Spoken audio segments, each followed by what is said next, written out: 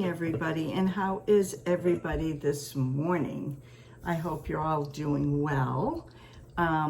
We're doing Mix It Up in the Kitchen today, and you can do anything you want. You can show a dish you're making, you can show a recipe, you can show a kitchen utensil, you can show anything you would like, and it's called Mix It Up in the Kitchen.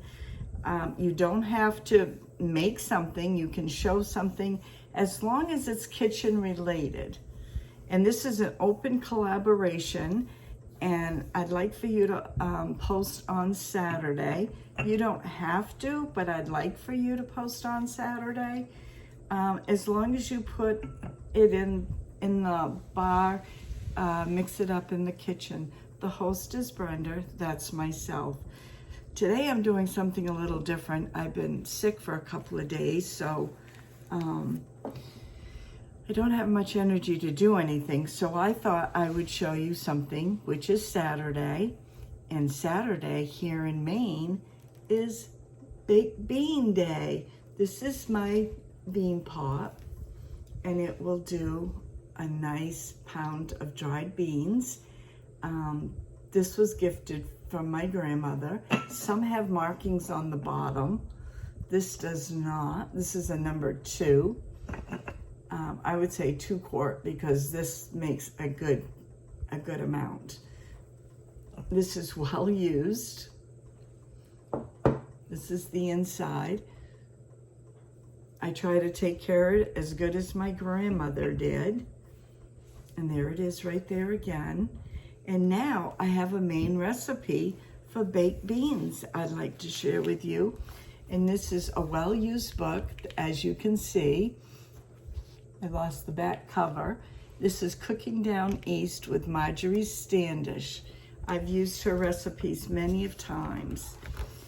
And you can see, I had a bookmark there, how much I've used it.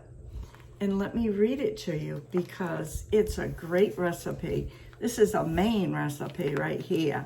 Baked beans, Maine baked beans. And also I'll take a picture of it, and also look at my description box, and it'll be there as well. 1 pound of dried beans, 2 cups.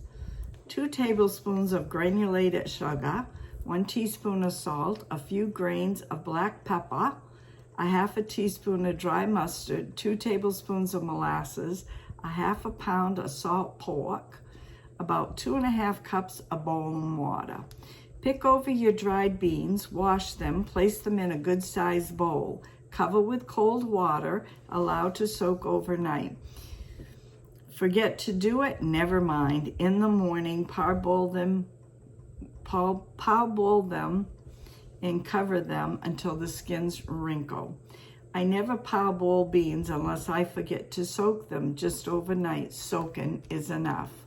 In the morning, drain the beans, place in the bean pot. Mix all the seasonings together in a small bowl.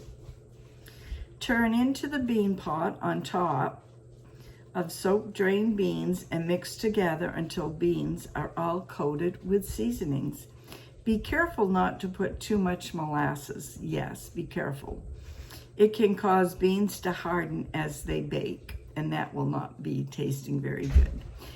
Add boiling water, about 2.5 cups or enough to cover beans in pot. Score salt pork by making gashes in it.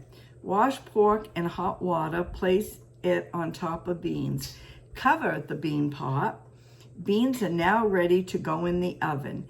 A low temperature needed around 250 degrees for 8 hours of bacon, and they should not be stirred, but they do need attention occasionally, for they need to be kept covered with boiling water at all times. The bean pot itself needs to be kept covered until the last hour of baking. Then remove the cover so the beans will brown on top. That is very important to remember. Are you longing for baked beans, yet salt pork is eliminated from your diet? Then do exactly as given above, only place a half a pound.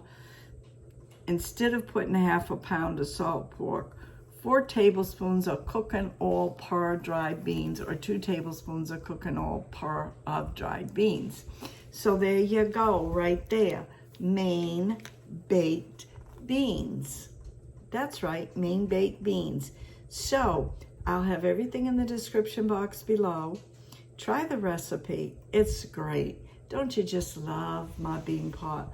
How many of y'all make your own baked beans? And have you ever heard of this recipe before? Leave it in the comments below. I hope you join in, mix it up in the kitchen. Have a great day. God bless. We'll see you on my next video. Bye now.